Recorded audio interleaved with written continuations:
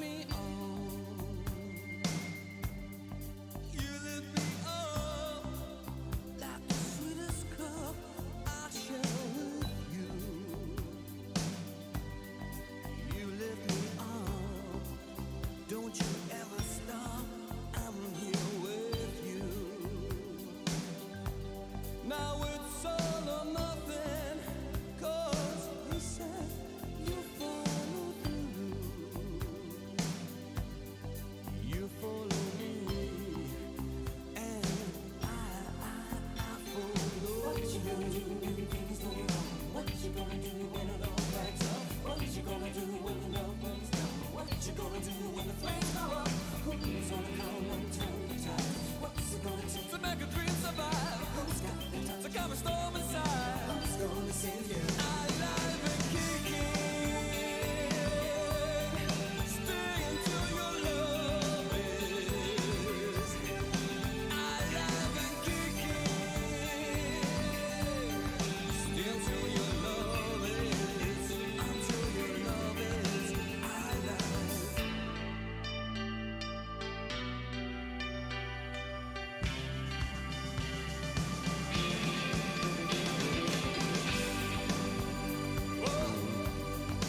You lift me up to the crucial top so I can see.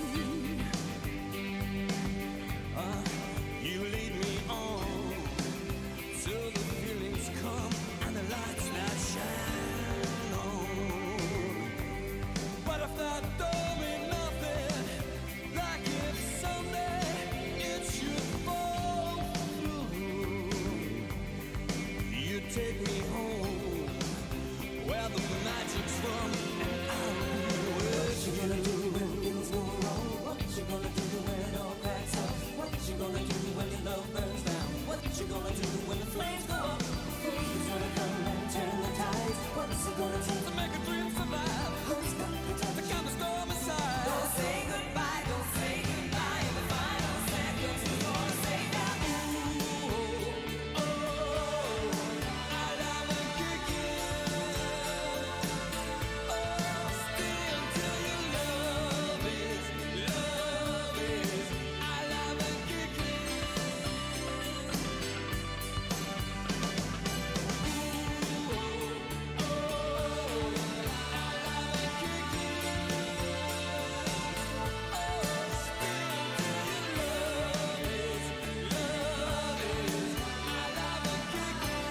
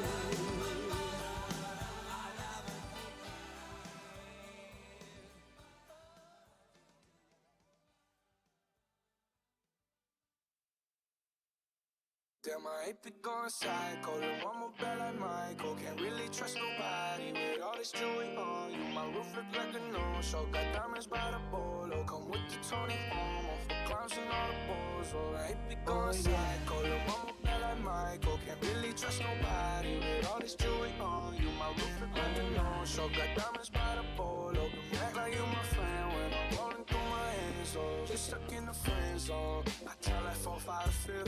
Ay, 100 bands inside my shorts and jean, all the shit.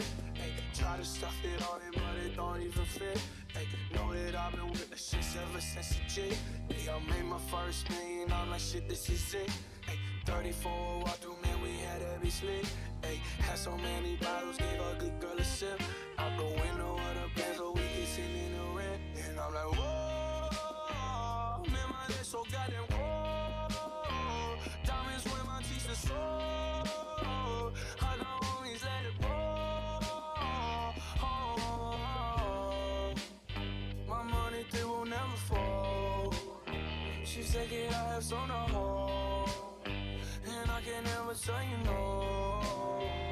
Damn, I hope we going psycho. Lil' mama bad like Michael. Can't really trust nobody with all this jewelry on you. My roof look like a no-show. Got diamonds by the polo. Come with the Tony Momo for clowns and all the balls. Oh, I hate we going psycho. Lil' mama bad like Michael. Can't really trust nobody with all this jewelry on you. My roof look like a no-show. Got diamonds by the polo. Don't act like you my friend when I'm rolling through my hands. Oh, they keep going psycho. My rollie going crazy. Hitting little mama, she wanna have my baby. 50 on the banky, game so stanky. You should see the whip, promise I can take your bitch. All her riding in the old school Chevy, it's a drop top. Bullin' with a thought. She gon' give me top, just one switch. I can make the eyes drop.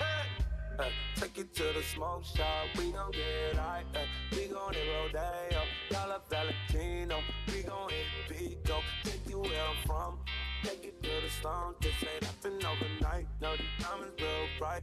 Center of the beat, still in my pants though. All VVS's, put you in a necklace. Girl, you look beautiful tonight. Stars on the roof, they're matching with the jewelry. Yeah, my hippie going psycho, lil' mama bad like Michael. Can't really trust nobody with all this jewelry on you. My roof look like a no-show. Got diamonds by the polo. Come with the Tony Momo for clowns and all the balls. Oh, I hate me going psycho, lil' mama bad like Michael. Can't really trust nobody with all this jewelry on you. My roof look like a no-show. Got diamonds by the polo. Don't act like you my fan when I'm rolling through my hands. Oh, Dear Daddy, I write you in spite of years of silence. You cleaned up, found Jesus. Things are good, or so I hear.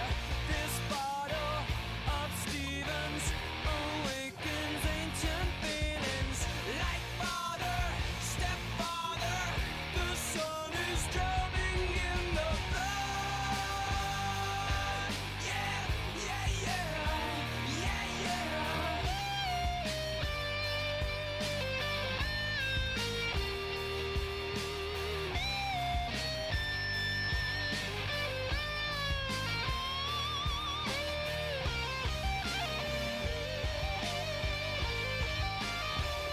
damn, I hate me going psycho. Lil' mama bad like Michael. Can't really trust nobody with all this jewelry on you. My roof look like a no-show. Got diamonds by the polo. Come with the Tony Momo for clowns and all the balls. Oh, I hate me going psycho. Lil' mama bad like Michael. Can't really trust nobody with all this jewelry on you. My roof look like a no-show. Got diamonds by the polo. Act like you my friend when I'm rolling through my hands. Oh.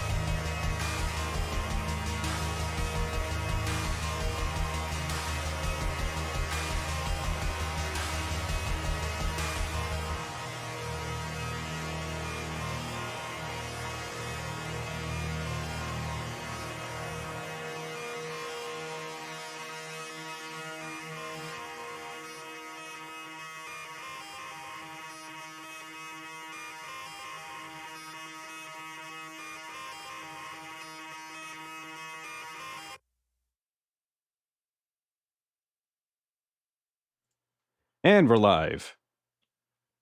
Hello there, YouTube. Thanks for stopping by. Grab a snack, grab a comfy chair. It's going to be a fun episode coming up, so don't miss it. Let's go ahead and just jump right into it, shall we? Let's do it!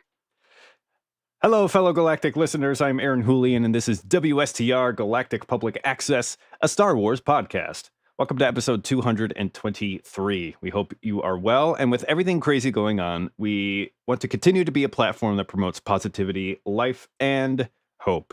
And you know what? Let's have some fun along the way. Why not? Today, we're going to be going across the universe, celebrating the 40th anniversary of Indiana Jones, the Raiders of the Lost Ark. Let's see who else we have here. Miss Heather Allred. Thanks for joining us. I'm excited to be here. Always a pleasure to have you. Todd and Carla have the night off, so we're going to go ahead and plunge in. Heather, let's go ahead and tease that news. Fantastic. Friends, family, countrymen, I have 3 items for you. The first one, everyone's favorite topic, political party. Oh, no. Who doesn't love to talk politics? The second one is a familiar face. Okay. I don't know who it is yet, though. And the third one is, I am your father. All right. I still just can't get low enough. I just can't get low enough, but you understand what I'm trying That's to all say. right. That's all right. Awesome. Well, no time to waste. Let's just jump right into it to our main topic. Okay. Raiders of the Lost Ark. It was released June the 12th, 1981. And we're coming up on 40th anniversary. It was a Spielberg and Lucas joint adventure. This is pretty much both of them were at the top of their game, and they're combining forces. It's like a Marvel crossover of epic proportions. There you go. Like the original Avengers. Yeah, and this is what they came up. So let's talk about it. What makes Indiana Jones the fun movie that it is? Heather, any thoughts right out of the gate? Yeah, I don't know if it's 1981 or if it's just the right amount of campy.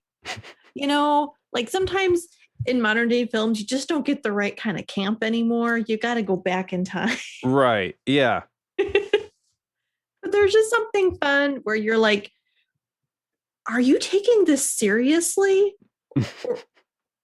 Or are you making fun of taking it serious? I can't quite tell. And, so I think you just kind of go along for a good ride. And there's just something, is juxtaposition the right word? Is that the word I'm looking for? Where, it's this suave, handsome guy doing all this fighting, but he is still kind of a little awkward, and he's kind of a nerd about things being in museums, and it's just a fun character study. I wouldn't have thought of it as campy, but it does kind of have that wink and a nudge when it's a throwback to the old 1930s pulp serials. Just like Star Wars was a throwback to the old Flash Gordon serials. Yep. So in that sense, it's kind of removed from reality. But there's some real threats in this movie, and what Indiana Jones has to contend with, and he is in real danger. But there's a kind of lightness to it where you're going on this kind of adventure with him, and it's a kind of larger than life. So yeah, I would agree on that. I think what makes it fun is that I think, I could be wrong about this. I think that Indiana Jones, he's basically he's your man's man, where he's doing all the things that men wish they could do. Go travel the world, wear a cool leather jacket, wear a hat that doesn't make you look dumb, shoot people and get away with it, go find treasure, have success with the ladies, all that. Yeah. And he's kind of filling the same niche as like James Bond, but Yeah. in a bit of a different theater. Um, so because of all that, and we know it's kind of larger than life and a bit tongue in cheek, it's just a lot of fun. Where the dangers are real, but we know that the hero's going to make it in the end and save the day and everything. And Mm-hmm. it's a good bit of escapism, I think, is the term that I'm looking for. Maybe maybe escapism might be better than campy. Although I still feel like it's got the little bits of campy moments. But Yeah, that's fair. escapism is a real thing. Absolutely. Yeah, I would say Temple of Doom is probably a bit more campy than Raiders, but Raiders has its moments. Yeah, totally. Okay, so let's go into a little bit of a deep dive here on Indiana Jones and the Raiders of the Lost Ark. And we've got 20 adventurous facts about Raiders of the Lost Ark. Number 1, Indy was born in Hawaii.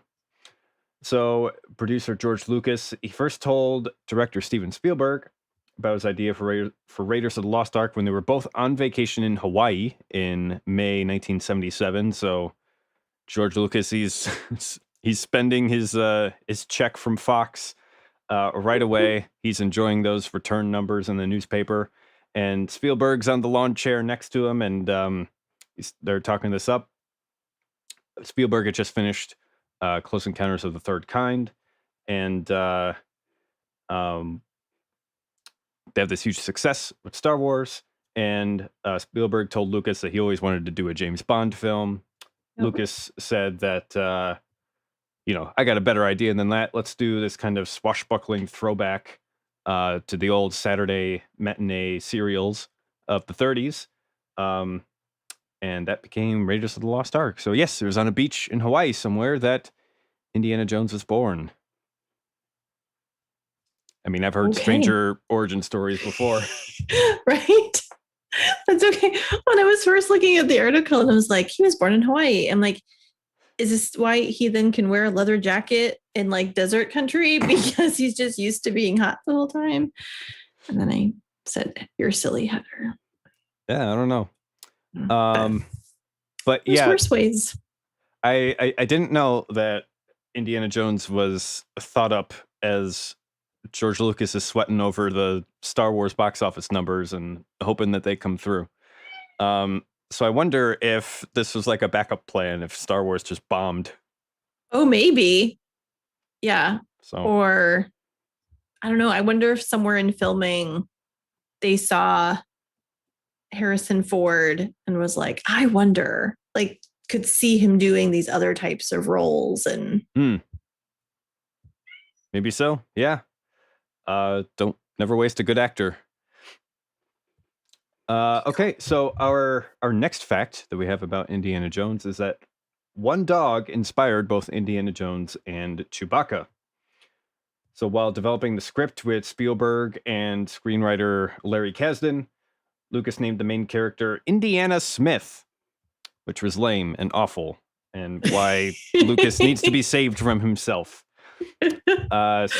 Spielberg said, no, that's way too similar to this other movie with Steve McQueen, Nevada Smith. He requested a change. The three agreed that the last name should be as universal and nondescript as Smith. So Lucas was like, oh, well, what about Jones? And Indiana came from Lucas's dog, a Alaskan Malamute named Indiana. So mash them up together, you have Indiana Jones. And that big, hairy dog was also the inspiration for Chewbacca. So, Heather, any thoughts on that? Oh, my goodness. It's crazy. I definitely am glad that they did not go with Indiana Smith. Yeah. Because it doesn't sound as good. For some reason, Jones just sounds more adventurous. I don't even know like what it is about Indiana Jones that sounds so good together, but it absolutely does. Yeah. It's one of those magic things where you just know it when you see it. Right. I mean, if they had done like Iowa Smith, then it might have worked. Mm-hmm. But they went with Indiana, so. There you go. There you go. I don't know. But way to go, puppy. I hope he's getting a pay cut in all of this. I don't know how long Alaskan Malamutes live. I know, yeah. Moving swiftly on. Yes. Speaking of weird origins, a dentist came up with the film's MacGuffin. So way back in 1973, when Lucas was still cooking up the galaxy far, far away, he was also coming up with these weird ideas for Indiana Jones. Him and his buddy Philip Kaufman, they got together for a few weeks to throw around concepts about archaeology and the Nazi obsession with the occult for a potential movie. But Kaufman, he's like, sorry guys, I'm busy with Clint Eastwood. We're gonna make a movie, The Outlaw Josie Wales. So George Lucas is like, all right, fine, go and do your movie. But Kaufman still has a story by credit on Raiders because he was responsible for the film's main plot point, the Ark of the Covenant. Their discussion, that is what remained, and so he gets a story by credit for that.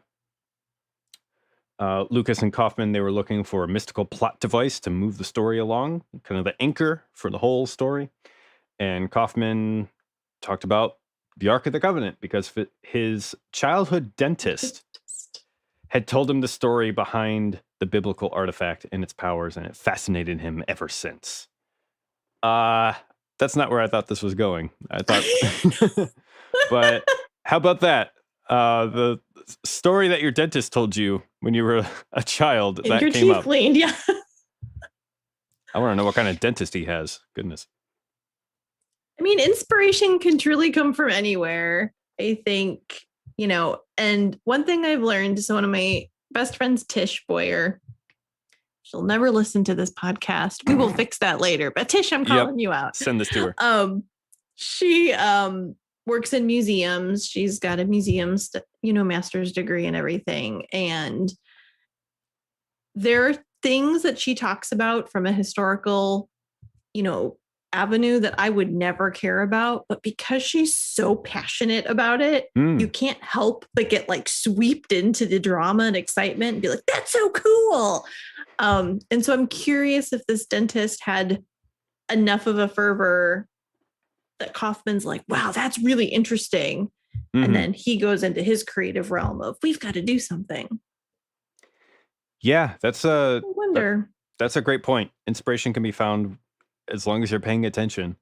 And it's curious that would stick in his mind. But like you said, if a person is passionate about it enough, they can make anybody care about anything. I went to the Art Institute in Chicago recently, and they have a ton of different artifacts throughout history, focused mainly on art. But, we went without a tour guide, and, they have those little blurbs by the artifacts and the paintings and stuff about and if they're doing a good job, that blurb will do a lot to give you the context for what that piece is and what it means and everything. But there's only so much it can do. What I'd really like to do and what I've never done is go on a guided tour through a museum, because if you're with the right person, they can really kind of set the stage and answer your questions to explain why this piece of art in the museum actually matters a lot and is important and is awesome. And if they're doing it well, they'll get you excited about it too, and it'll make sense. And that's just such a difficult field to study on your own, to kind of put all the pieces together. So yeah, hopefully with the right person, passionate about the right thing, they can give inspiration to any project. And I guess tying back to what Indiana Jones is doing, just recovering these artifacts, half of it is that recovery, but half of it is also documenting it and curating it and explaining to the public why this matters and why it's important. So it's important at every stage for that. I like it. So, next interesting fact that we have for the iconic design of Indy, the proof is in the paintings. What a segue. What does that mean?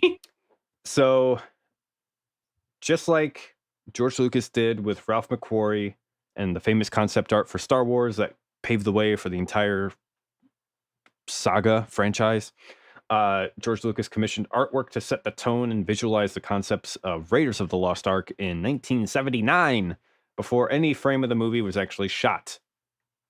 This time he rang up his buddy Jim Steranko, famed graphic artist and illustrator.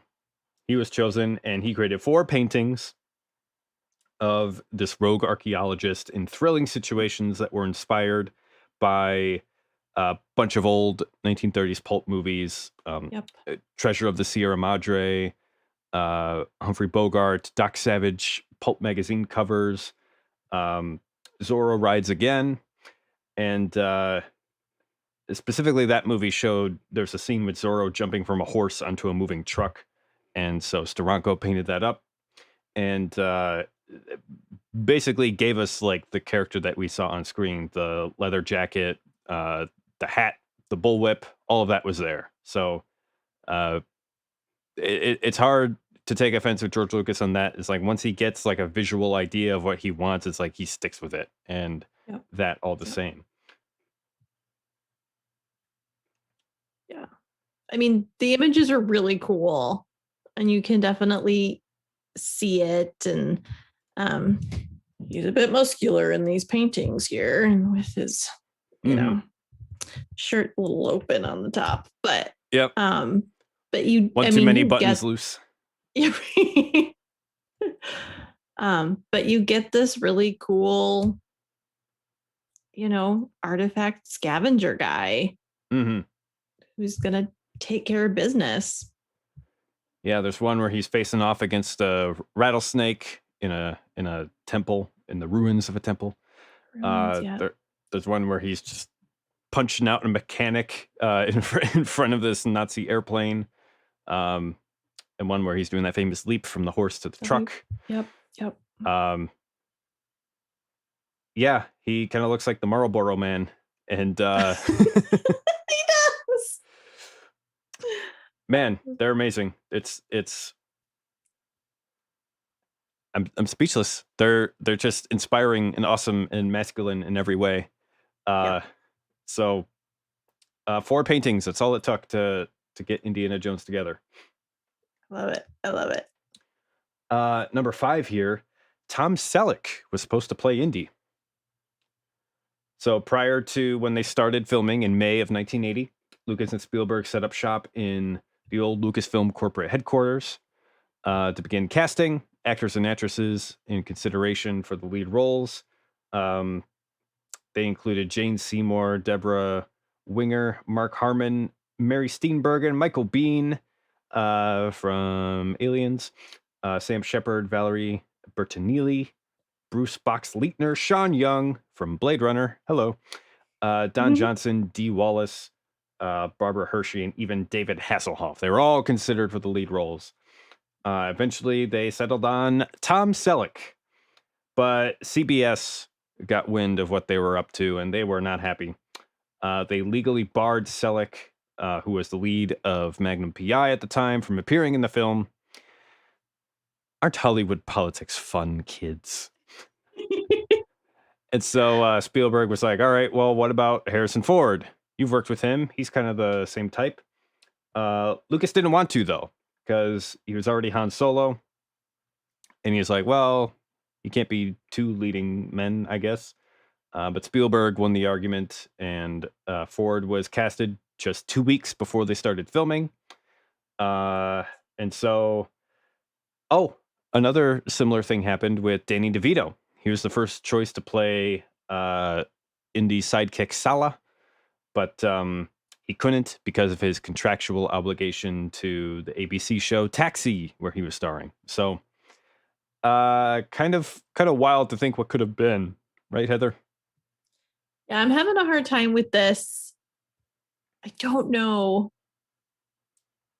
I just don't know if I could see Tom Selleck doing it. I mean, it's obviously hard after you've seen an actor in a in a role that becomes Mhm. quite iconic. But even just what that role is, I still don't think Tom Selleck is the right choice. Yeah, it's hard to think of that character being anybody else. I'm Yeah. trying to think the the first choice for Neo in The Matrix was Will Smith. I had heard, yeah, If you can imagine that.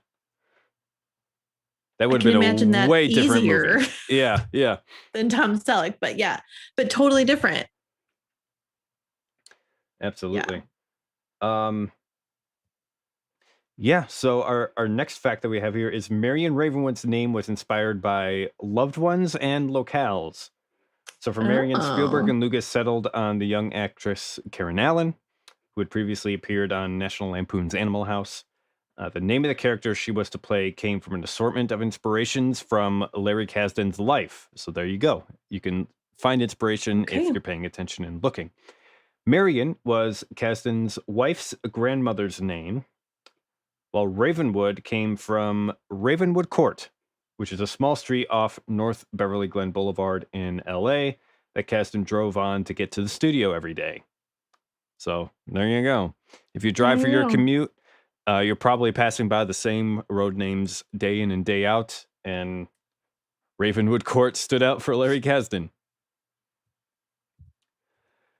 All right, so the next one that we have, many of the film's set pieces were made as miniatures during pre-production. So in order to shoot fast, principal photography lasted just 3 months for this movie, which is pretty short for a big budget film like this. Many of the film's more elaborate set pieces were created in a studio during the film's 6-month pre-production as room-size scale miniatures by production designer Norman Reynolds. So Spielberg blocked out all the shots for the Well of Souls, the Egyptian marketplace, the Tanis dig, and the final canyon scene at the Ark prior to getting on set so they could expedite the process and just film off the cuff. So it's similar to the shooting method of the old serials that inspired Raiders. And I think that's important to keep in mind because when you're filming back in the 30s for this, you'd build a set, you'd show up, and you'd have your shots already planned out and ready to go, and you just fire it off left and right, pick up whatever shots that you need to just on the day, and you'd be just moving at a quick pace and trying to get it done as quickly as possible, bringing it under budget, and that's what they did with Indiana Jones. They just built miniatures so they can get like visualizations of how everything would work before they actually built the sets and actually went there. I think that's pretty neat. What about you, Heather?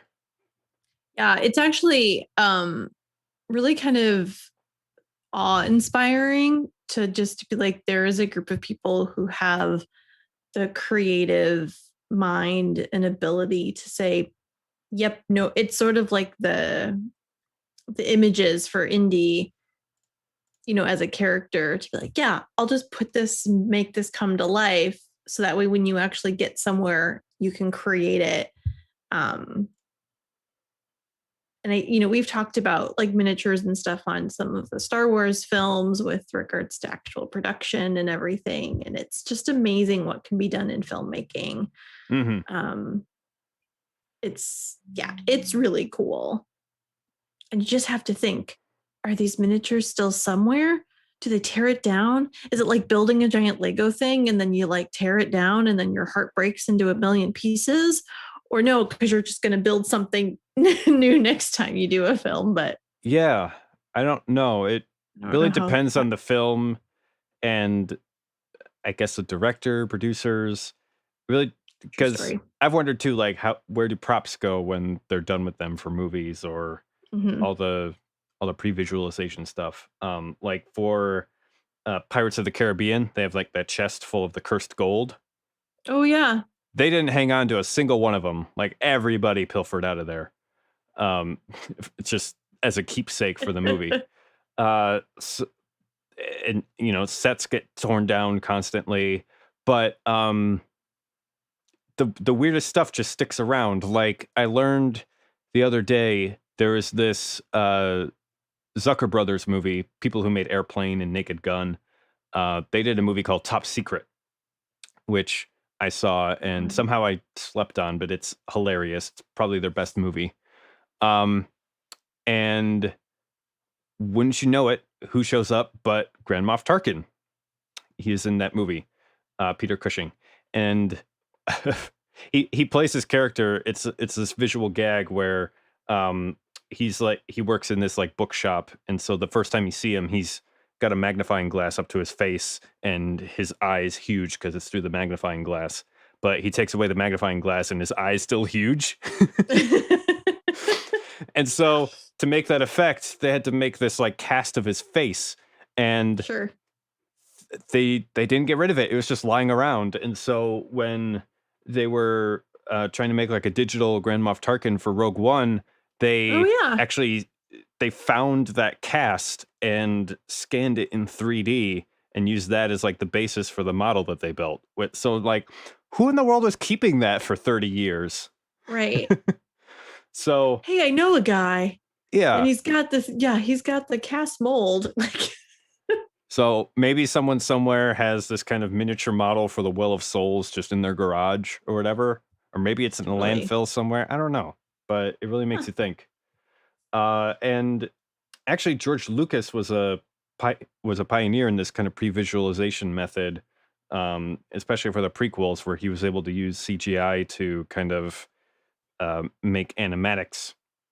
I think he coined the term, actually, where you have these kind of like rough, crude 3D models of these different sets and different shots that you want to get, and you can position the camera anywhere you want and figure out what you're going to get, and then build the set to those specifications, which has been crazy important for the film industry ever since 2000. So, sure. Yeah, it's kind of fun to read the tea leaves and see the origins of that in Indiana Jones. Absolutely. Okay, number 9 here. It took some female spiders to make an early scene work. What in the world are they talking about? So while shooting the scene, you don't want to know. While shooting the scene where Indy and his faithful companion Satipo, played by Doc Ock, Alfred Molina, they carefully passed booby traps to get to a hidden golden idol. Some other co-stars nearly ruined everything. So Satipo stops in his tracks to shoo away a few tarantulas that crawl up Indy's back. Indy gets a hunch and he asks Satipo to turn around. He turns around. His entire back is covered in dozens of these huge tarantulas. So while shooting the scene, Spielberg wanted the tarantulas to be crawling all over Satipo, but the tarantulas stood absolutely still. And he's like, why aren't they moving? What's going on? The animal wranglers told Spielberg that all of the tarantulas on Molina's back were males, so they weren't acting aggressive. When Spielberg directed them to put a female on Molina's back, the male tarantulas were just thrown into a frenzy, and they got the shot. So, what in the world is going on, Heather? I have things crawling on me, I think. Oh, man. When I rewatched the movie for prep for tonight, I was like, oh, nope. Yep. Nope. Because they're not small people. They're healthy. Yes. And so, yeah, I mean, I can't imagine as an actor getting yourself prepped to have tarantulas on you, like level A preparation. And then they're like, okay, it's fine. They're not moving. They're just there. I'll just do, whatever. And then to like literally disrupt everything by placing a female, and the guys are like, yeah. Oh my goodness. It gives me the heebie-jeebies. Oh man. I actually have a soft spot just for the spiders. actor. Yeah. I just can't imagine being in that headspace, I guess is what I'm trying to say. Yeah, that takes something. I actually have a soft spot for spiders. I think they're cute and beautiful. I don't know about having them crawl all over me though. That's another level. If we have like the proper distance, then I'm like, okay. Yeah. I'm all about you, spiders. I'll support you, whatever you want to do. But crawling all over me, I don't know about that. Yeah. But it sounds like the way that this was worded though, they got the shot. So is it, Yes. did they get it in one shot as opposed to having to do this multiple times, we hope? Hopefully just one. Poor Alfred. Anyway, okay. Nowadays, they would just do all that in CGI. True. And there'd be no danger. Wouldn't feel real, but whatever. Anyway, number 10. The boulder scene almost wasn't a scene at all. A boulder nearly crushing Indy as he escaped from the temple with the idol in the opening was always part of the script, but it was originally only supposed to be a minor detail. But when production designer Norman Reynolds brought the 22-foot diameter fiberglass boulder onto set, Spielberg fell in love with it so much that he decided to extend the rolling boulder another 50 feet to make it a major part at the end of the thrilling scene. I think that speaks to Spielberg's instincts, where he knows what's really going to work for a movie and what's not going to work.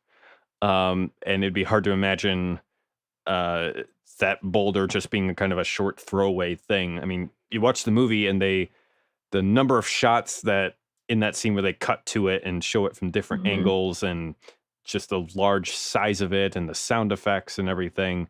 It's so important to that scene that, yeah, it's the perfect end cap to that scene. I couldn't imagine anything else.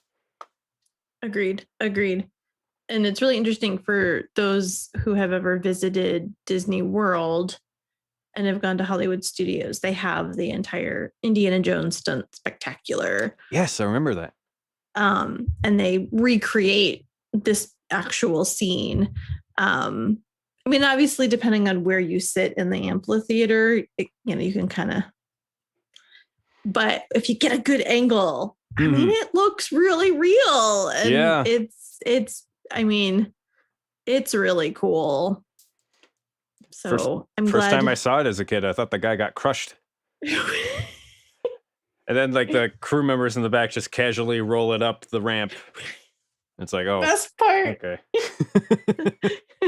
But yeah, but that totally speaks to Spielberg, like seeing it being like, oh no, if this is like, I feel like his brain went into like snapshots. Like if we get it from this angle or get it from that angle, after seeing the size of, the rock.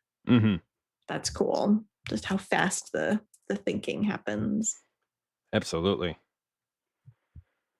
Speaking of fast thinking, number 11, Spielberg didn't have enough snakes in the Well of Souls.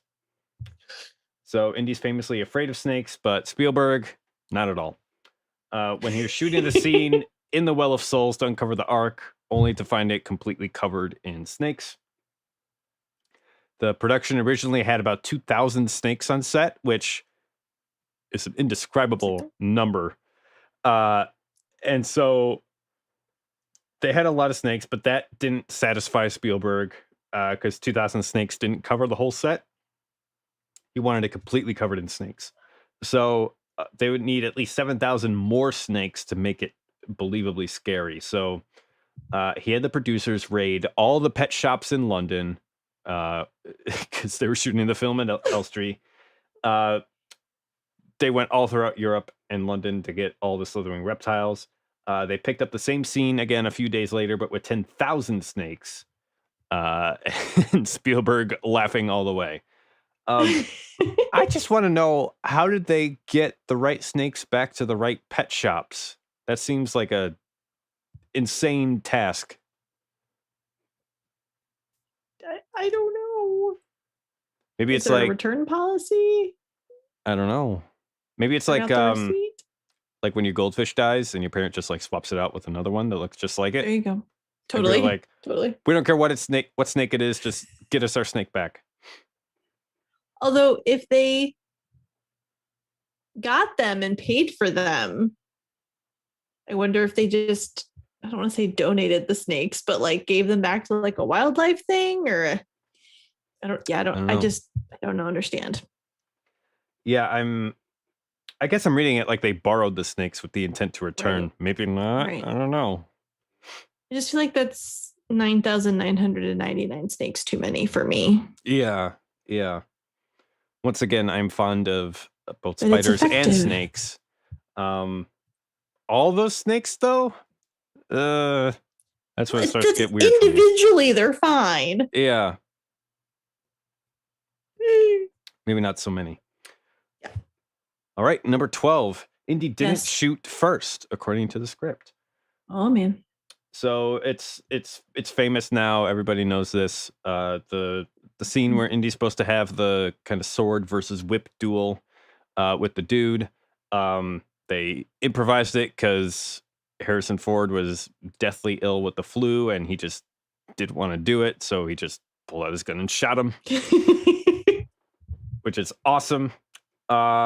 So they're shooting in Tunisia, the same place where they were filming Tatooine in Star Wars. It was 100+ degrees every day. And so there's supposed to be this whole fight scene between those two and a nearby butcher.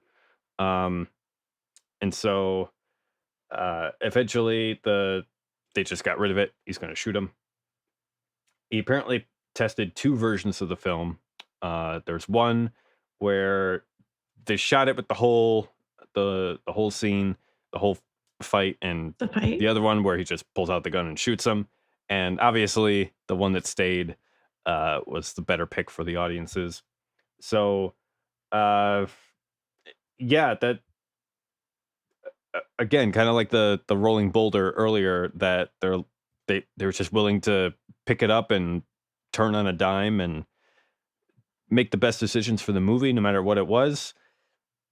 This whole fight scene that got shrunk down to just him shooting the dude, they're willing to go with that. So Heather, what do you think about that? Yeah, it was probably the most Han thing in the Indiana film.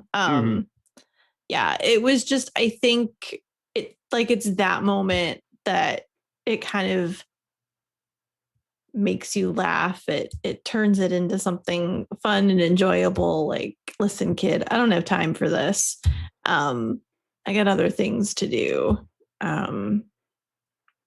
I think it just adds another layer to his character, where you see him in this opening scene and he's trying to get, the gold statue. And then you see him in his like tweed suit, teaching class with the dorky hair and glasses. And then, and so now you see him in real life situation, and he's like, fine, let's just get this done. And I just think it's a good comical moment, and I'm glad that they kept it. It's a humanizing moment too, because you can see, even without knowing that Harrison Ford is super sick, you could just see the look on Indy's face where he just does not want to deal with this guy. And yeah, I think we've all been there when we're doing our jobs and we just do not want to deal with something about it.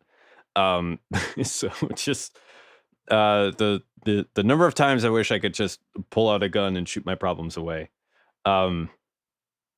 is staggering. So it's real. Yeah, I'm glad they put that moment to film, because it just, like, we can identify with him so much in that just short little decision. Absolutely. Plus it's a super James Bond thing to just shoot a dude and get away with it. All right. Skipping a few ahead here. Number 15, Spielberg recycled a gag from his previous film, 1941, and included it in Raiders. Excellent. I've never seen 1941. I don't think I've met a single person who has, but it's a Spielberg movie. And so in that scene, for those who recall Raiders, we have the kind of enforcer for the movie. He's a Gestapo officer, Tote. He's the dude with the glasses and the hat and the really weird looking face. He's also got that medallion burned into the palm of his hand. Oh, yeah. So he interrupts Marion and Belloc when they're in the tent, just getting absolutely trashed. And so he walks in, the music turns serious all of a sudden, and he pulls out what the characters think is this torture device. only for him to just fold it up and, oh, it's a coat hanger. That gag was not the first time Spielberg used it.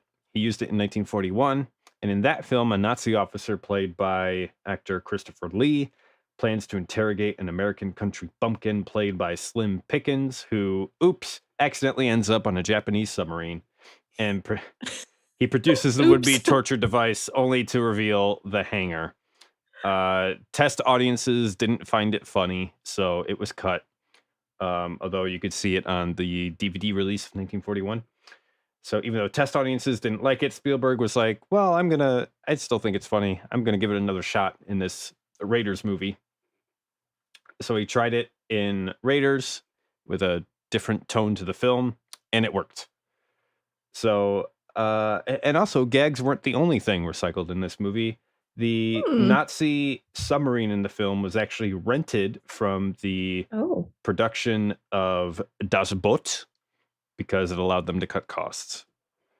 You know, they were probably filming in the studio next door. They already got a Nazi submarine. Hey, can we pay you a few bucks and borrow it? Yep. Sure, why not? So yeah, Heather, what do you think about that coat hanger gag? I think the thing that I like the most about it is Spielberg's like, nope, I still think it's funny. Yeah. If it doesn't work the first time, just try again. Just keep trying.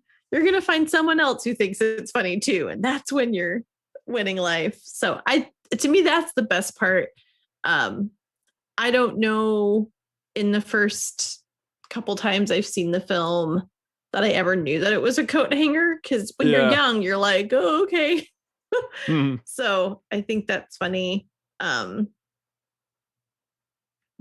it is, interesting that you can just use random objects, but you put it in the right moment, you know, it can have so many different, is it funny? Is it not funny? Do you even notice it in the slip ups or whatever? I just give props to Spielberg to be like, nope, I still think it's funny. We're doing it again. And I think it really works because it's not the only way that comedy works, but a great deal of what makes things funny is this kind of buildup of tension and then release. And so with that scene, you have Marion, who's, you know, kind of the prisoner of Belloc. You know, they're basically doing a drinking game, just like she did successfully earlier in the movie. But this time it kind of backfires on her because this dude, you know, he's been drinking this family wine since, you know, he was 10 years old or whatever. So he's built up a tolerance to it, and he's not, he has the upper hand on her. And so just when we thought like she might get away with this, turns out it's reversed and she's in trouble. And then that tension is raised yet again with Tote walking in. And, you know, he's got his goons beside him, and he pulls this thing out that looks like, you know, he's going to start torturing her. It's just a coat hanger. It's this hugely dramatic moment. So you have that tension and release, and I think that's why it really works in this movie and maybe not in 1941. I don't know, because I've never seen it. Yeah. All right. Number 16. It took days to get the monkey to deliver a Nazi salute. So there's small scene where there's the small capuchin monkey, capuchon. Capuchin. I don't know if I've only ever seen this written, not spoken. Capuchin. I think monkey. it's capuchin. Capuchin. Okay. Gives a Nazi salute to German spies as part of the film's post-production pickup schedule. Supervised by Lucas at Elstree Studios.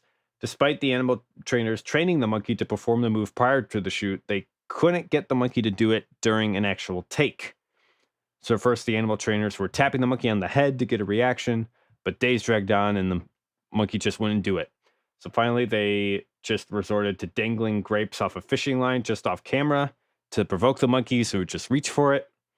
And that's what got him to do it. So the final shot of the film is the monkey reaching for a grape just above the frame. Whatever it takes. Oh my gosh, that poor monkey. Yeah. Okay, so Number 17, Indy can hold his breath for a really, really long time because of an edit. Oh, So fans for the film have been wondering for a long time just how Indy managed to swim from the steamer ship to the Nazi submarine and sure. and then survive the trip all the way to the secret island with the ceremony where the ceremony with the Ark takes place. Yes. Short answer is that he can hold his breath for a very, very long time, but a deleted scene from the film gives a better, if not implausible, answer. So this scene shows Indy clutching to the periscope of the Nazi sub that is conveniently above the water for the entire trip to the secret island, which explains how he managed not to drown. But Spielberg thought the scene looked kind of cheesy and he scrapped it, hoping that audiences wouldn't question the logistics for traveling underwater for miles to an island without being able to breathe. And I think at the moment it works.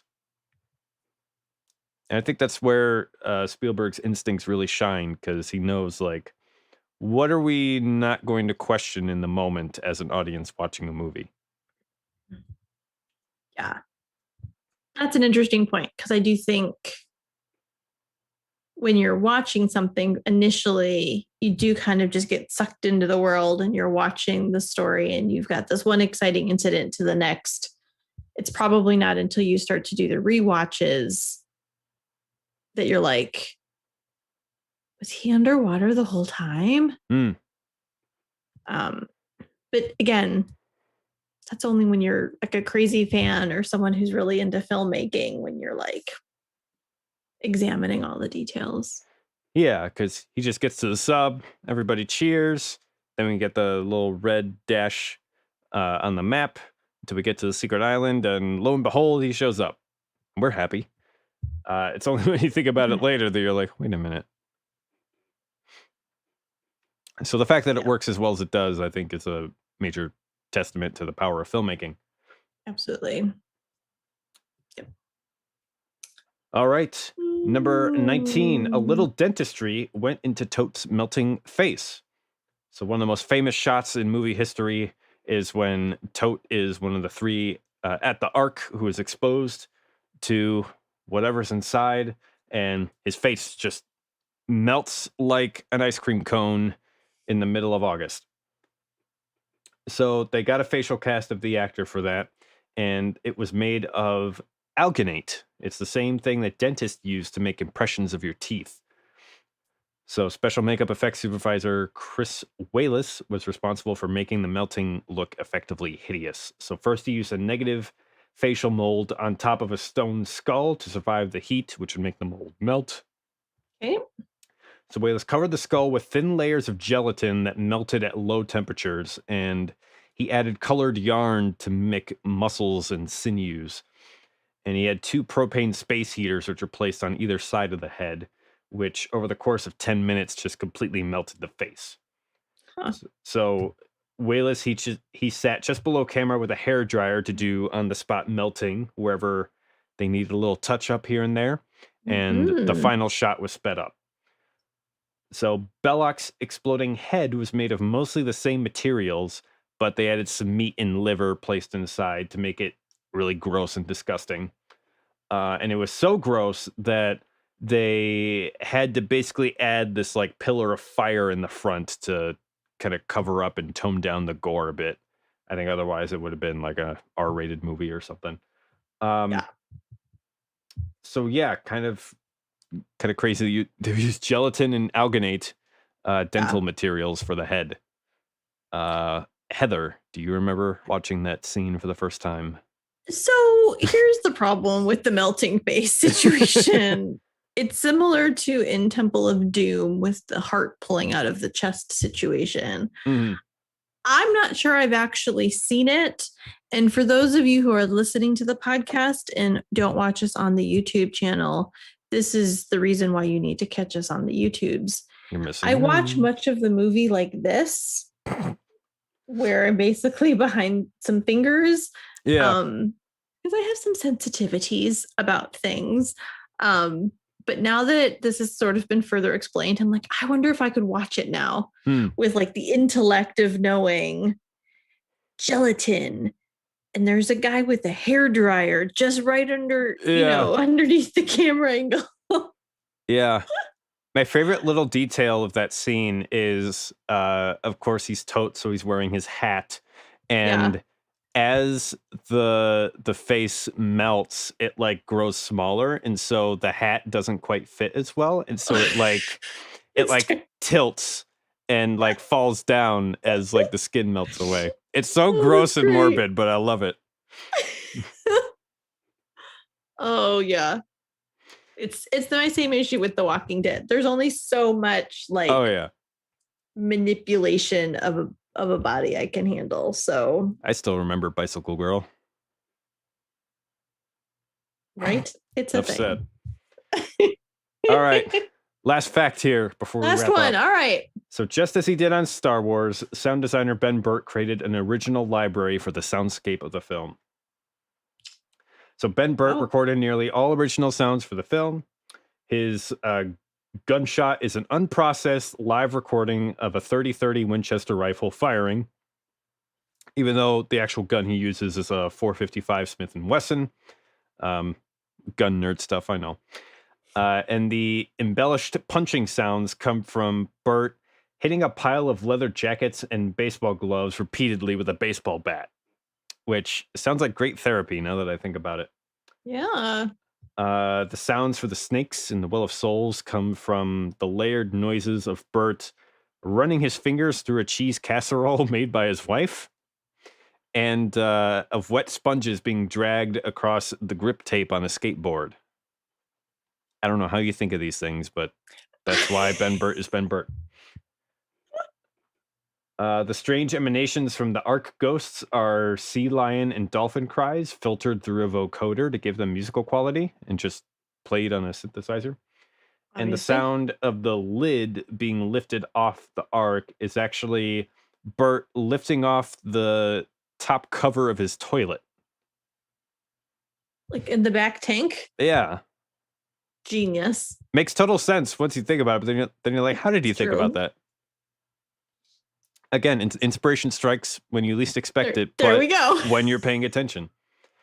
And so the sound of his whip cracks are actually the most straightforward. They're just simply outdoor recordings of Harrison Ford and sound effects recordist Gary Summers practicing snapping a bullwhip. All right. I guess that's all you need. Everywhere from running your hands through cheese casseroles to actual just whipping of cracking a whip. Yeah. Everywhere in between. That's why he gets paid the big bucks. Okay, so quick rundown of facts about Raiders. Facts. Yes. Made $248 million on its release. Internationally, it was 141 million for a grand total of 389 million. What was the budget on this is what I want to know. Oh. It cost $20 million to make, so it made all the money in the world. Yes. It won 4 Oscars: Best Art Decoration, Set Decoration, Best Sound, Best Film Editing, and Best Effects, Visual Effects. Okay. Few quick notes. So Jock's plane in the beginning has the letters OB-CPO on its nose, quite famously. So that's a reference to both Obi-Wan Kenobi and C-3PO. The sound of Jock's plane starting is the same as the Millennium Falcon's hyperdrive failing. Once you hear that noise, you'll recognize it everywhere forever. Yeah. And so, and this is a further connection to Star Wars. In the scene where Indiana Jones is lifting the Ark of the Covenant out of its holding place in the Well of Souls, one of the hieroglyphs on the walls behind him resembles C-3PO and R2-D2. There's also a hieroglyph depicting a figure similar to Princess Leia Organa inserting the Death Star plans into R2-D2. I've not found that one, actually. I found the C-3PO and R2-D2 one, but I've not found that one. According to producer Kathleen Kennedy, this reference in particular was added by art director Norman Reynolds for George Lucas as an Easter egg. that can be seen by observant viewers. We got further Star Wars connections. Larry Kasdan was the same writer for Empire Strikes Back, The Force Awakens, and Solo. We have executive producer Kathleen Kennedy. Porkins makes an appearance as well. And so we have to ask, or Todd has to ask, Han Solo versus Indiana Jones. Who's the best?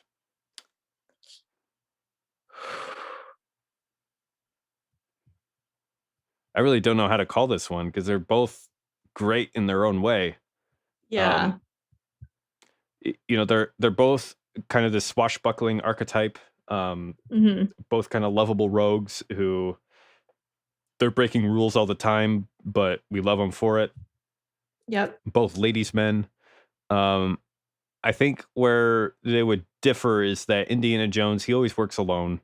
That's just how he goes. And Han Solo, he's made more complete by Chewbacca and the friends that he makes along the way with the Rebel Alliance, Luke and Leia, and more besides. And he kind of turns into this, from this thief with a heart of gold into somebody a bit more rounded into a hero, where he cares about people more than just himself. So that would get my vote because Indiana Jones as a character, he doesn't really change all that much.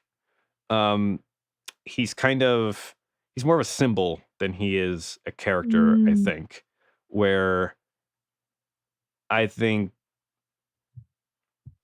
with some limitations, pretty much anybody could step into the outfit of Indiana Jones and you would become Indiana Jones. Sure. And if you need proof of that, look at Indiana Jones and the Crystal Skull, where he's old, he's out of shape, but it's still super important that he has the hat and the leather jacket and the bullwhip. It just makes me think like that could be anybody, and they'd be stepping into that symbol of Indiana Jones and who he is. Whereas with Han Solo, you have a more well-rounded out character, especially with The Force Awakens and Rise of Skywalker, where he has connections to other characters like Kylo Ren, and that really brings some more shades to him. So what do you think, Heather? Interesting. When you were first talking, I was like, I don't know, because I'm kind of leaning towards Indiana Jones. Oh. But I think because my favorite, and I know this isn't Raiders, my favorite Indiana Jones is in The Last Crusade. Okay. Because when I see him interact with Sean Connery, I cannot help but find joy of this guy that we've met for 2 films who works alone, ladies' man, everything that you've kind of said. And, he's fighting the crime and dealing with the snakes and all the things.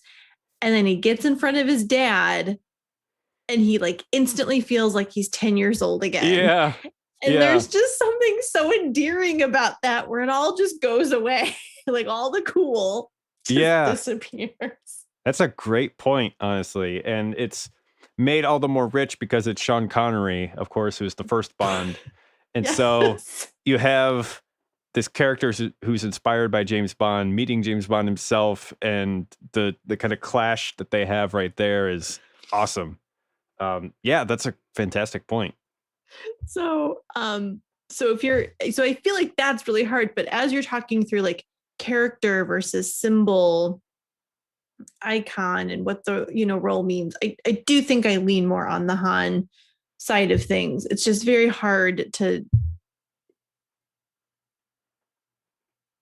Oh gosh, this is really hard. Yeah, it's hard to. It's almost like comparing apples to oranges, Yeah. But I think, if we look at it like the way you've described it, where Han is really the better character in regards to a full story and really well-rounded, where Indiana's a really good icon for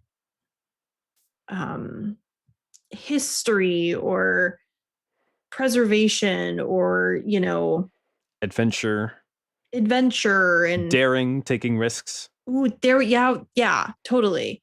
But but then still having those few moments, whether it's his interaction with a female or his father or whatever Shia LaBeouf's character is in Crystal Skull, like Yeah. once you see him interact with one particular person, then he starts to break down a little bit, but they're brief moments for sure. Yeah. I just couldn't not bring up him being 10 in front of his dad again. Yeah. And don't call me in. It's funny. It just makes me laugh. So I don't know if we've defined who's the best, but we've defined what we like about both of them separately. Yeah. Well, we may have cheated your question, Todd. Maybe. I don't know if you could determine who's the best, but by comparing the two, you can get some neat compare and contrast things going. Totally. All right. So Indy is not down for the count. Number 5 is being filmed right now. Okay. As we speak. What are you looking forward to, Heather? What do you want to see? I don't know, because I'm not sure what else they can do. Yeah. I don't know. Is this an official handoff thing? Is this, Grumpy Old Men Part 2? Or Grumpy Old Men, I guess, is the Part 2 of Grumpy Old Men. But what is he going on another adventure? I just don't know what it looks like. I mean, my fear is I don't want it to be so body doubled. Yeah. Is Harrison going to be able to do some of his own stunts, or how does that going to look, and what story is there left to tell? And I mean, they'll always come up with something. I know they tried to, with Kingdom of the Crystal Skull, they tried to make it kind of like 50s sci-fi B movies, and there's kind of mixed results with that, I think. But at least they were trying to do something thought-provoking and original. And I think with these kind of pulp adventure movies, you can always come up with something. You can always find something that's going to work well with the character. What I was thinking of actually was I was comparing Harrison Ford playing Indy versus Robert De Niro and Al Pacino in The Irishman, where I don't know if you've seen that, but there's this kind of weird disconnect where the kind of the CGI de-aging that they have in that movie to make them 30 years younger version of themselves. Sure. I think it works pretty well, but where it doesn't work well is that they still used the original actors for the body performance. And so there's this kind of famous scene that sticks out where he's trying to get rid of this gun that he's just used in this murder. And so he parks along this bridge and walks out and walks over to the edge to throw the gun in the river. And he's supposed to be I don't know, 30 or 40 at this point, but he's still taking careful old man steps across the rocks as he goes to throw this gun away. And he has this de-aged face, so it doesn't look right. And I'm like, why didn't you use a younger actor or a body double or something? I don't know. But you compare that to Kingdom of the Crystal Skull, where Harrison Ford has done a lot of work to keep in shape and maintain his fitness, and he's still kind of got the old man run, especially in The Force Awakens. But other than that, he can still move pretty. He's still pretty limber and spry, and even the run, I think, was kind of the result of getting his leg crushed by the Millennium Falcon door. Fair enough. Yeah. Who knows what he can do when he's not barely surviving plane crashes. Yeah. Well, it's interesting because it also makes me think of the movie Red. That's a fun movie. That's a great movie if you've not seen it. One more reason that I want to become Helen Mirren when I get older. And You I know know, I'm and going to that become really, Bruce Willis when I'm old. I know, seriously. And like that really worked. And obviously, you know, so I think if they can continue to play to Harrison's strengths in the next film Yes. and keep it believable with where he is in life, I'm good with whatever storyline. Do they make it a modern day Indy, or do they still put him in a specific time period? Mm-hmm. You know, what does that look like? I don't know.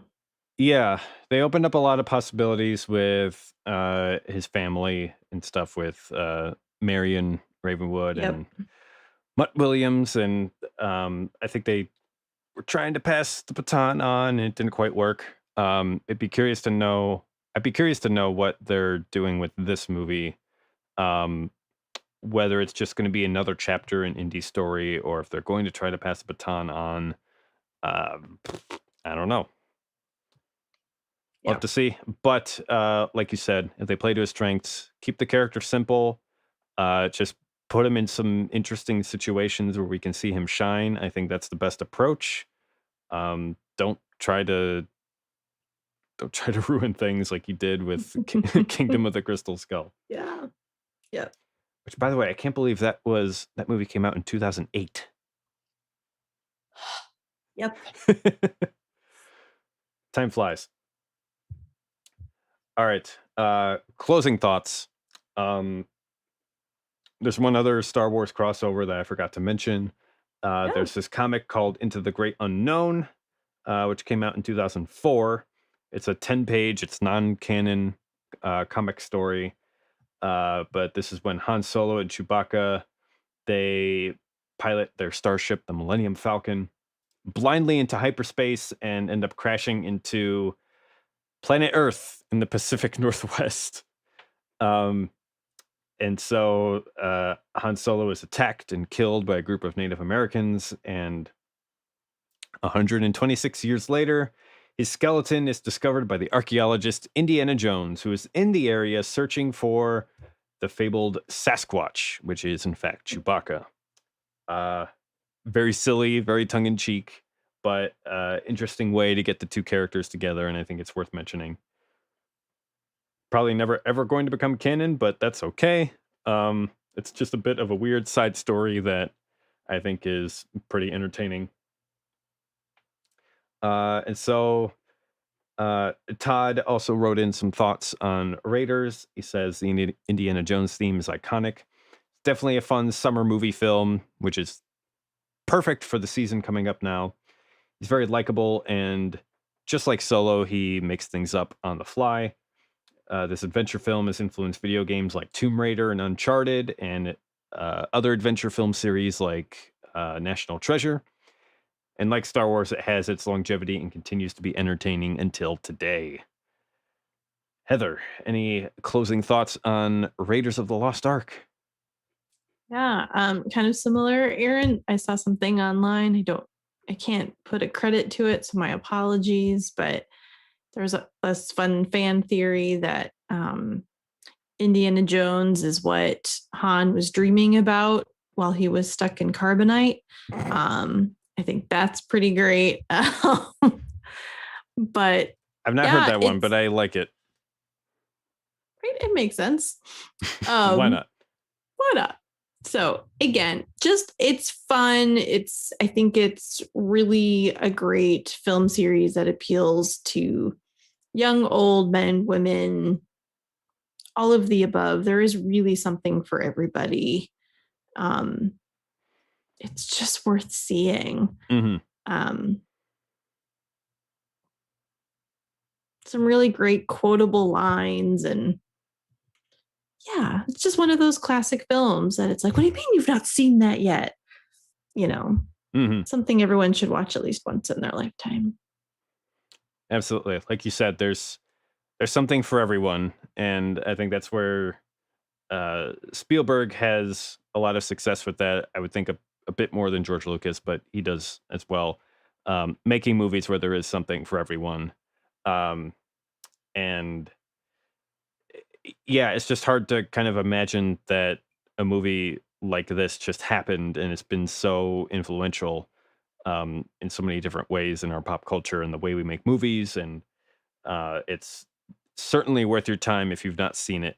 There used to be a time where you could just assume that everybody's seen Indiana Jones, but you can't assume that anymore. So if you haven't seen it, definitely would recommend. It's a great adventure film. You're gonna feel carried along with it, like I was with when I first watched Star Wars. And yeah, it scratches a very particular itch, I would say. All right. Well, that's enough talk about Raiders. We got to pay some bills. Ooh. So stick around. You can find us on the socials, Heather at Hawk Awesome and myself at Aaron Julian. And we're also part of the Red 5 Network at Red 5 Network. And our tag is at WSTR Media. You can email us at mailbox@wstrmedia.com. Leave us a voicemail at 630-557-WSTR. That's 630-557-9787. We want to hear from you, so please call in, leave us a voicemail, and we'll play it on an upcoming episode of the podcast. Our entire back catalog of episodes and all links can be found at podcast.wstrmedia.com. We're brought to you by Audible, audibletrial.com/WSTR to claim your free 30-day trial, which includes a free audiobook of your choice and 2 free Audible originals. Let me tell you, summer is just around the corner. A lot of you are graduating or you have children who are graduating. Summer is upon us. COVID is slowly, very slowly becoming a thing of the past in a lot of areas. I know where I'm at, we are pretty much fully open. This summer is going to be a wet and wild one. And you know what? People are going to be traveling. They're going to be going from point A to point B. And you need something to keep your company on the road as you travel. Something to entertain you, something to educate you, and dare I say, something to edutain you. That's right. That is where Audible comes in. They've got a ton of books where you can learn something. You can be told a good story. It's going to be a grand old time. But you're not going to figure that out unless you go to audibletrial.com/WSTR, get your free 30-day trial, 2 free Audible originals. And you know what? That will be a great start to your summer. You'll learn something. You'll be entertained. And you know what? You can carry that with you wherever you go this summer. And hey, if you don't like it or you don't want to pay anything, just cancel at any time. No questions asked. Everybody wins. We get a kickback. You get one of over 425,000 titles to keep forever. Everybody wins. So head on over to audibletrial.com/WSTR to get that today. We are also brought to you by our merch store, store.wstrmedia.com. We know who you are. We know you're trying to get that beach body ready. And what a great incentive to strut your stuff in than some WSTR merchandise. Cover yourself head to toe or a loved one in WSTR merch. Represent your favorite Star Wars podcast. That is at store.wstrmedia.com. Don't sleep on it. We got some great stuff there.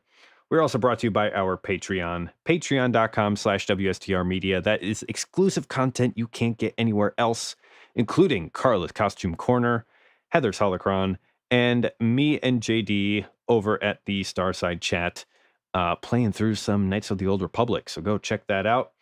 We're brought to you by our current patrons, Jeremy Meyer, Scarif Scuttlebutt, Elena Strikes, and Nicholas Schaefer. Thank you so much for underwriting this show. That is over at patreon.com/WSTRmedia. Check it out. All right, Heather, bills are paid. I think it's time for the Twitter Trash Compactor. All right. Yeah, we've got a good one here. So last week we chatted about Marvel and Star Wars fandoms. So the tweet reads, this week we're talking about Marvel versus Star Wars fandom. What is your favorite at Marvel Studios movie? And of course, comments are welcome. The 4 options that were put out were Avengers Endgame, Black Panther, Captain America Civil War, and Spider-Man Far From Home. Well, I'm here to tell you that Spider-Man Far From Home did not do so well. Oh, no. 5%. It's very sad.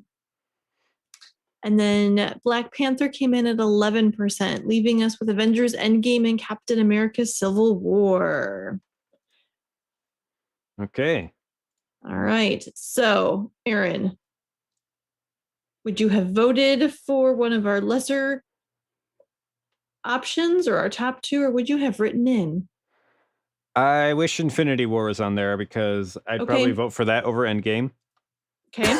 But I would probably vote for Captain America over Infinity War. Okay. And that's for a number of reasons, including Joe Johnston and his work with The Rocketeer and my connections to that movie and how that kind of clearly paved the way for Captain America and what a just fantastic film that is. So that would get my vote, Captain America. Fantastic. I did vote on the Twitters. I did vote for Captain America Civil War. Mm-hmm. And so from the 4 option results, Endgame and Civil War did tie for first place at 42% apiece. So let's go to the comments and find out if something gets bumped up higher than something else. Extra Techie, he states, Endgame was such a great experience, even coming from a vanilla Marvel person such as myself. What a well-told story over a period of time, making a decade of awesome movies. Mm-hmm. Okay. Let's see. Old School Jedi. I'll go with Winter Soldier as my favorite Captain America movie, let alone Marvel Cinematic Universe.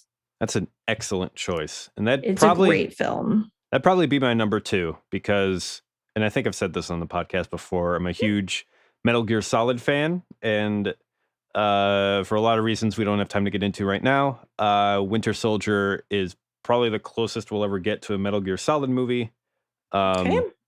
And it's all starring Marvel characters that I like too. So that's fantastic. Excellent. Rogue One Radio. Of these options, my favorite is Endgame, but my favorite Marvel movie is Captain America Winter Soldier. Ooh, 2 votes for that. All right. Omni-Man, who is at Warrior Jupiter, Captain America 1 or 2 are the best. Another vote for that. All right. Garrick Ends, Infinity War, with an exclamation point. Right on, Garrick. So he was on our last episode 222. You should check that out. Yeah. So kind of a little all over the place, but Captain America's getting quite a bit of love. Mm-hmm. In those last 2 films. So just put a bow on top of that. Right on. Yeah, that's an interesting trash compactor just because opinions are all over the place. Clearly you see some common ground, but there's a lot of love for a lot of different Marvel productions. Yes. So awesome. I'm happy to see that. Yeah. Well, we've done our chores because we've paid our bills and we've taken the trash out. So now we get to sit on the couch and watch the news. Hey. See what I did there? You see the transitions? Nicely done. I'm doing it, people. It's good. That's why we pay you the big bucks. News of the week, friends. usnews.com will be our first item location today, and they headline political party inspired by Star Wars seeks recognition. And we all go, what? So coming out of Dover, Delaware, if you know anything about Star Wars beyond the fact that Darth Vader is Luke Skywalker's father, there's a good chance you know what a Mandalorian is. Mm-hmm. Even if you don't, you're probably familiar with Grogu, better known as Baby Yoda, from the Disney Plus show The Mandalorian. We all know the series. The Mandalorians have since gone kind of mainstream. So now it's influenced the creation of a political party. No, let me Okay. repeat that. A political party, even though its founder acknowledges there's an element of absurdity to it. Mm-hmm. So the Mandalorians, I'm going to try not to laugh. The Mandalorians of Delaware, the first state's newest political group, seeks to educate individuals about campaigns and key issues. So, formed at the start of the year by Will McVeigh of Dover, has been active in the Libertarian Party for years. The organization was just recognized this week by the Department of Elections as a party that you can now join. So it's still in its infancy, but Mr. McVeigh is hopeful about its prospects, despite the fact that he started it largely as a joke. Mm-hmm. So at least he's self-aware. Yeah. That's a good thing to have in a political person. Yeah, there's a sense of parody to this. Oh my goodness. So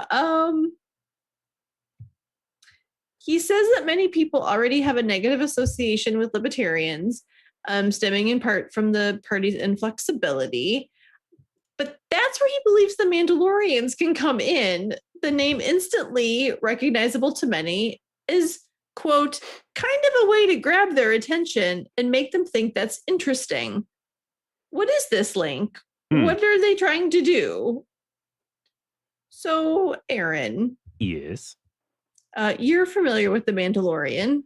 I would say so, yes. And the group that is the Mandalorians. Mm-hmm. You're a U.S. citizen, last I checked. I hope so. How do you feel about the Mandalorian political party? Oh, goodness. I respect what they're doing, and I like them for it. Even if I don't think they have a huge chance of success, I don't think that's the point. I think we've struggled with a two-party system for so long that any kind of alternative I will gladly cheer for. I don't think they have that great a chance of success until like some major change happens. But I gotta respect what they're doing.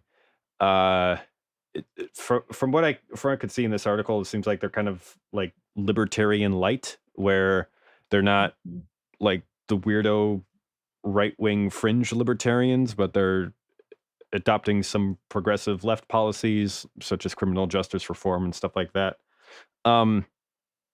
I appreciate that they're trying to engage people on the level of pop culture, and I'm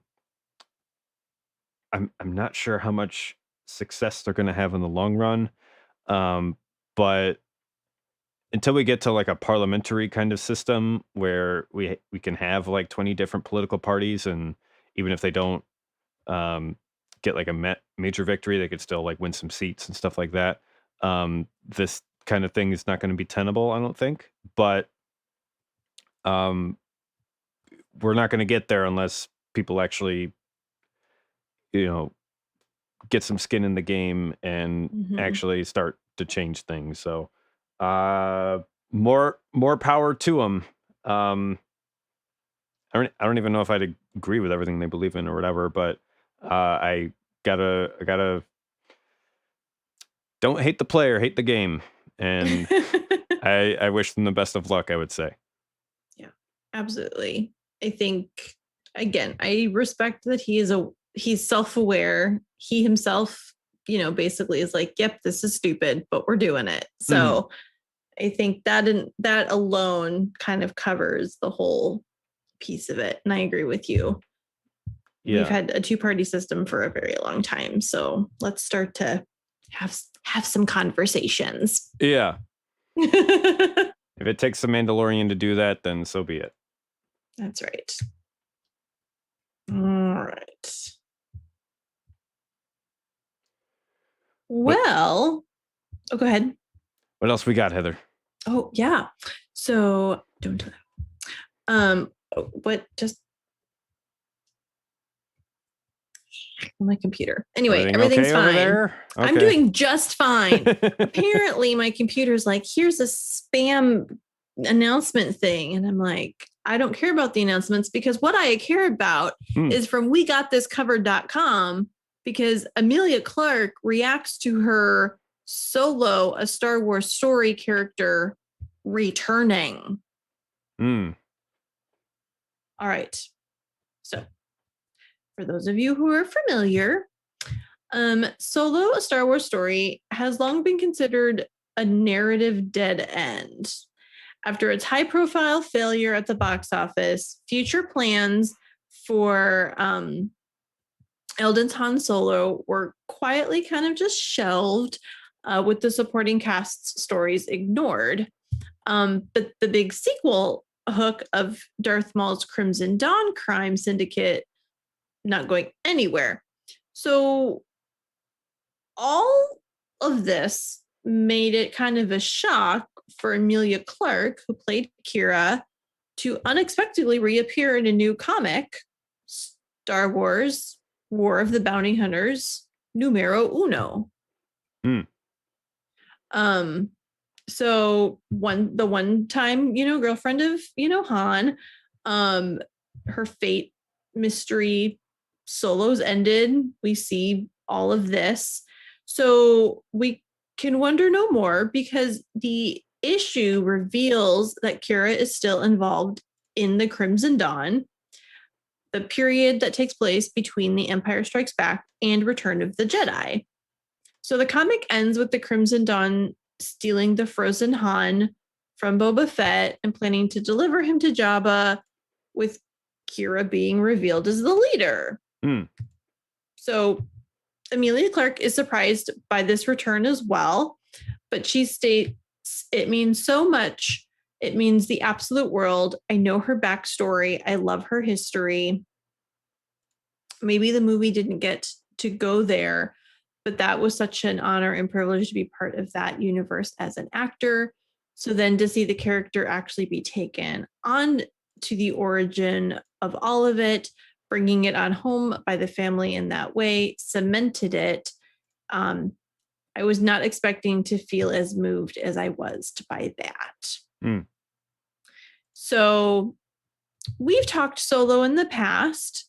Definitely kind of closed its chapter. I know there's hashtags for Make Solo 2 happen, and what is Crimson Dawn and all the whole thing. So,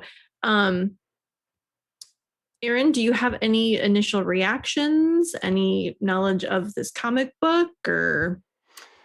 I've been sleeping on the Star Wars comics, and really I shouldn't, because there's a lot of cool stuff in there, especially the Darth Vader line, which I don't want to spoil right now.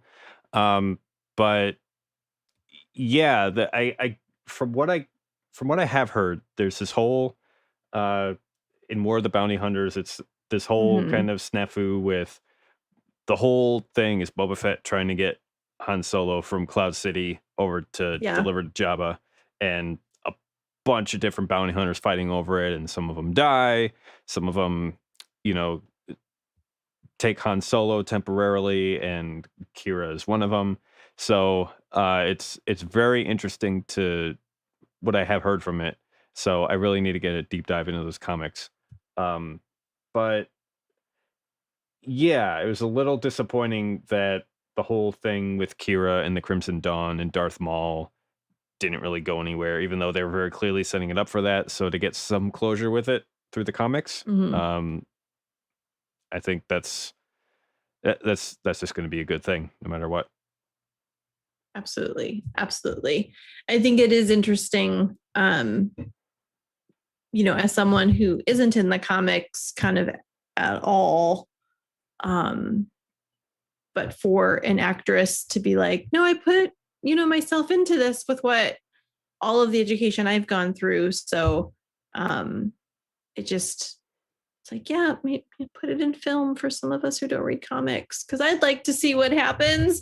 But yeah, maybe I just have to expand my knowledge a little bit there. But it continues just to speak to the ever size of the universe that is Star Wars and all of the different avenues and things. So Absolutely. it's never what you think it is. All right. Well, friends, in about 2 weeks, you best start talking to your papa. Oh, is it that time? Or someone that you find to be your papa, because Star Wars announces Father's Day gifts for Dad Vaders everywhere. Oh boy. What do we got? All right. So, Star Wars did release a themed gift guide specifically for Father's Day. You can see the full gift guide on starwars.com. The introduction is cute. It encourages fans to honor the father figure in your life by then selecting this group of gifts. Mhm. Here's your reminder. Father's Day is June 20th. So we've got some Funkos, but it's a retros series. So we've got Darth and Luke and a Stormtrooper, and a little C3PO action. We've got some Apple bands. So if you're an Apple Watch kind of person, they've got some bands that you can do. There's also a build your own R2 with little tools and everything. That could be fun. Heather, don't sleep on that. I know. I already slept on the Lego one and that's gone. So, no. Whatever. It's fine. Then if you're familiar with this greeting card company called Love Pop, looks like they've got some new cards coming out as well. Oh. And those are fun. They pop up and they have fun little things inside. We've got some statues. There is a Baby Yoda phone, like a controller holder, so you can hold your phone or like your game console. Oh, sweet. Controller. So I kind of feel like they're covering a good variety of items, whether it be like a t-shirt, just a card, all the way to building an R2. Mm-hmm.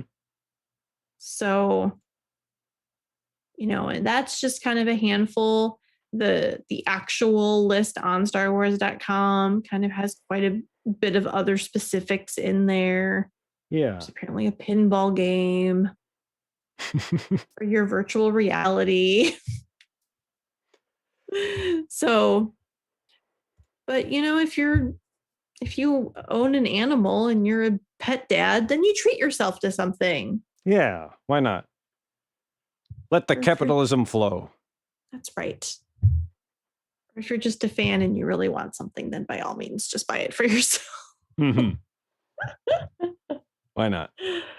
So, but yeah, there's some kind of really cool things. I mean, I'm not going to lie. Is Baby Yoda kind of a little overblown? A little bit, but is the little phone holder figurine kind of really cute? Yes. Give in. Give in to temptation. So, but that's what I have. That is the news of the week. Perfect. And that means it's time for Cantina Chat. All right, the part of the show where we talk about everything geeky and weird going on with our lives.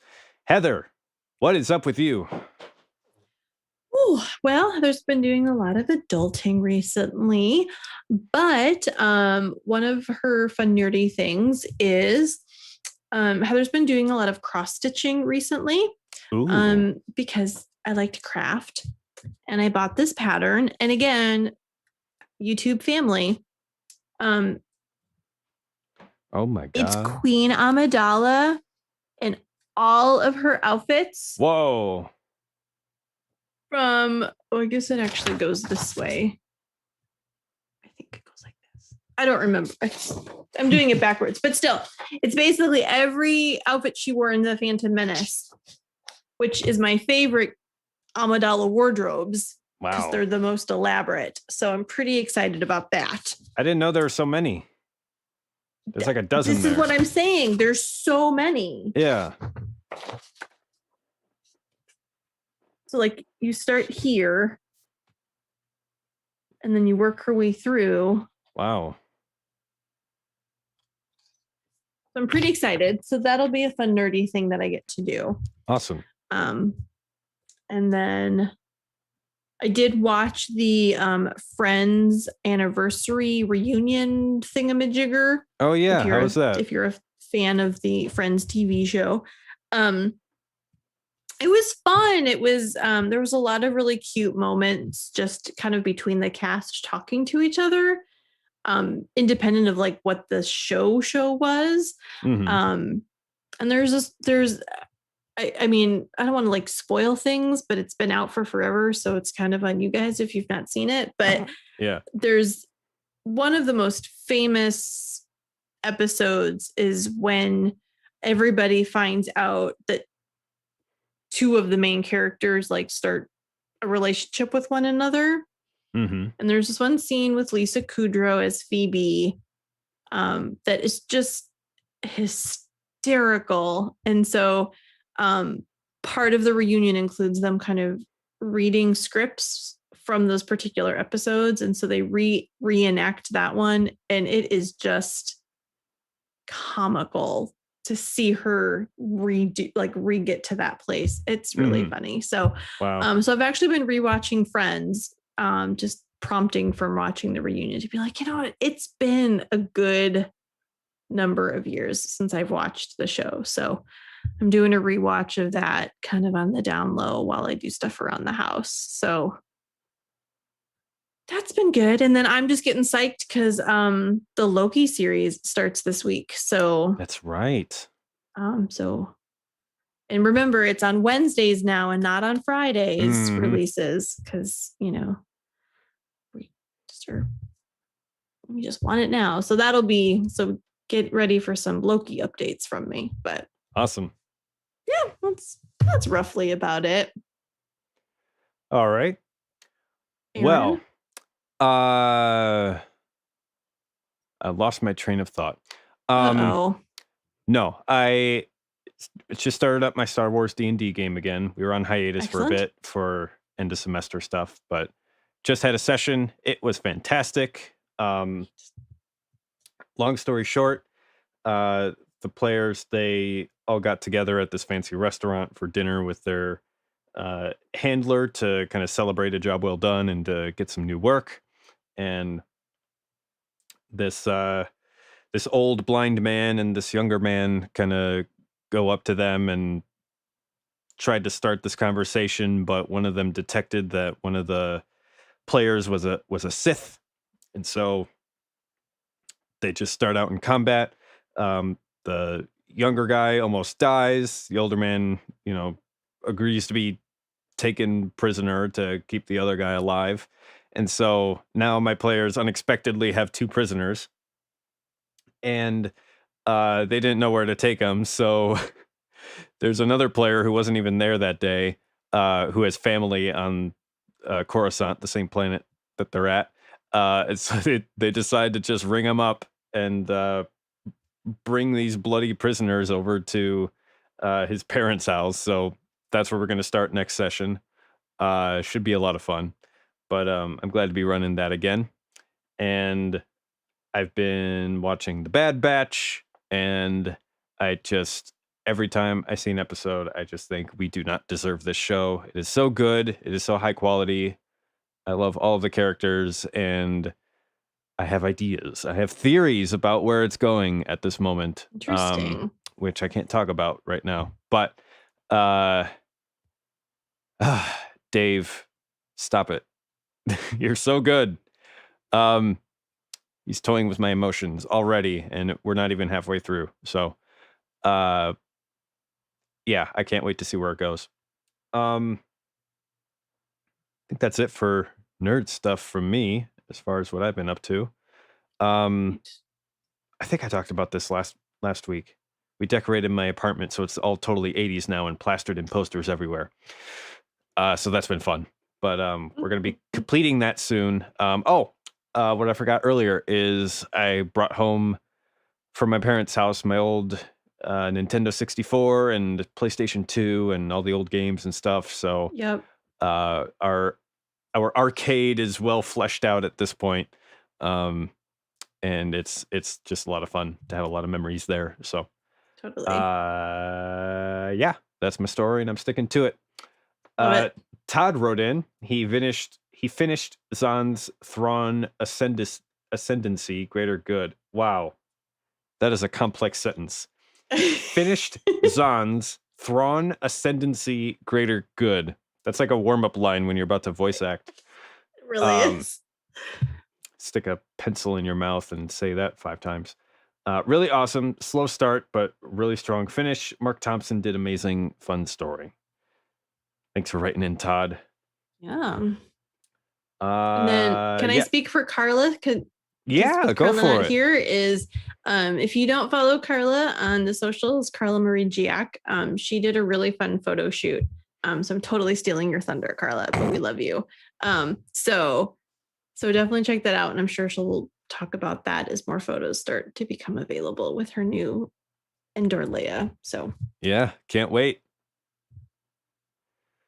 All right. Well, I think it's time we wrap up this episode. So thanks again for listening to another episode of WSTR Galactic Public Access.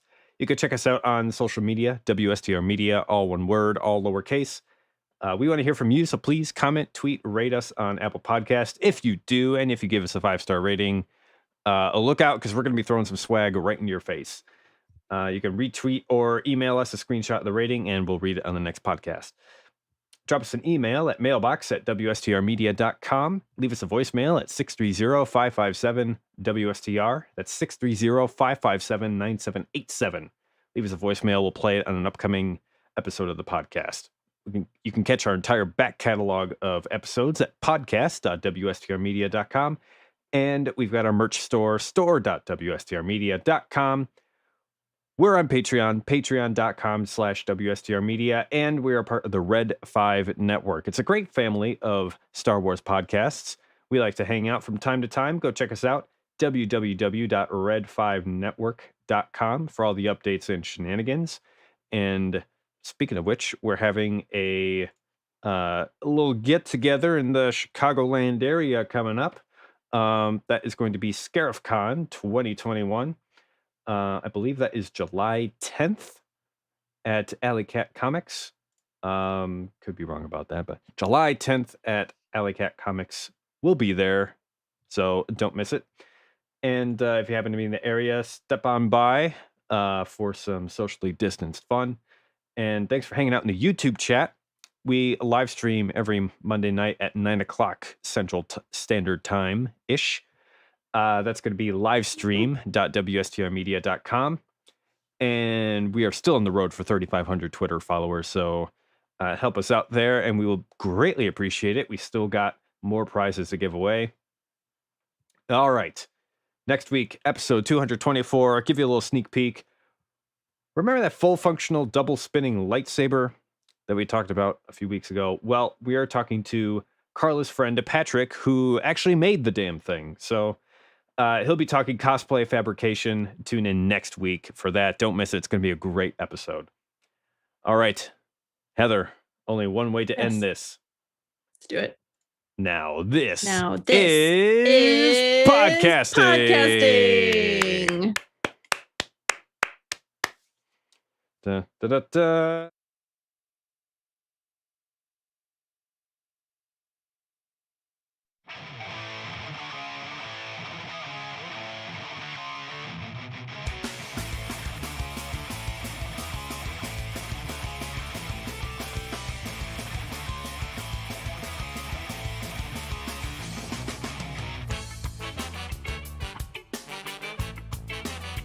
Here we come, here we come. It was a cold October day, and I wish it didn't have to be this way. Told me that you'd be home soon. You never came back, was I supposed to do? Hey, Pop, if you hear this song, I did what you told me, and I always stayed strong. But I admit, I can't keep this up.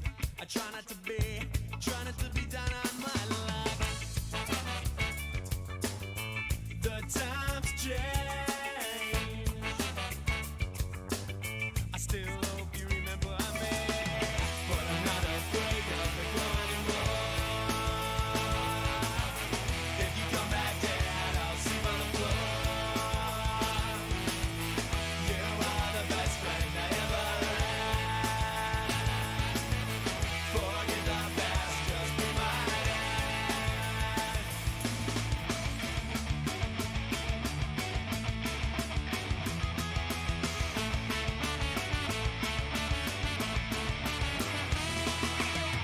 What's done is done, and let's move on. Forgive and forget is what I've been taught. I still love you with all of my heart. I'm not a genius and I'm not that smart, but one thing I know, and it's crystal clear. I love you, Dad, and I want you here. The times change. I still hope you remember me, but I'm not afraid of the glow anymore.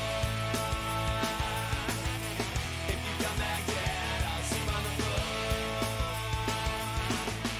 You are the best friend I ever had. Forget the past, just be my dad. Sometimes I feel like another cry. Sometimes I feel like I am all torn up inside. I do what I can, and I do what I can. I still wanna be your little